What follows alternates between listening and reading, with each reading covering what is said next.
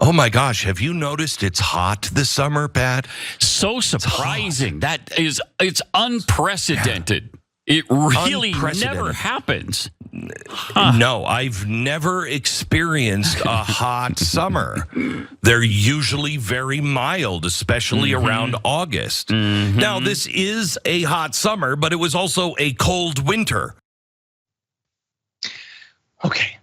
Yes, summers are typically hot. That's a very interesting observation, Glenn Beck. Do you understand the concept of hot-er? That it's hot, but it's hotter than it's been before. Records being broken every day. I know that they understand that things can get worse. It's just frustrating that showing, like literally logging the temperature day after day is not enough to get them to understand that something can be made worse.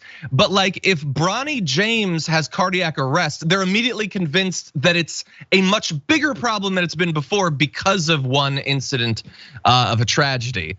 This is not a serious intellectual exercise. We should deserve better from our political media than what's left of Glenn Beck making a condescending argument to his viewers who desperately need help, as everyone else does, in the face of this climate future.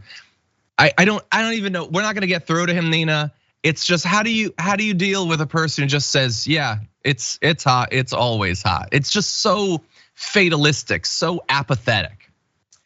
It is, John, and it's so dangerous because your point about their viewers needing this as everybody else, they need to know the truth about this, stating the facts and also stating the risk and the concerns if we do not act as a nation and as a world. And we can make light about many, many things. This certainly is not one of them. This is seriously about life and death of us as human beings and the entire ecosystem that is dependent on us to reverse course here. And scientists warning us that we only have so long to even reverse course before it becomes exponentially harder to really do anything about this. And my last point, Mother Earth is ultimately gonna be all right. She's gonna outlast all of us, but it is human beings, animal species, plant species that will not be all right. But meanwhile, back at the ranch, people like Glenn Beck, Jesse and others make light of a situation that is ultimately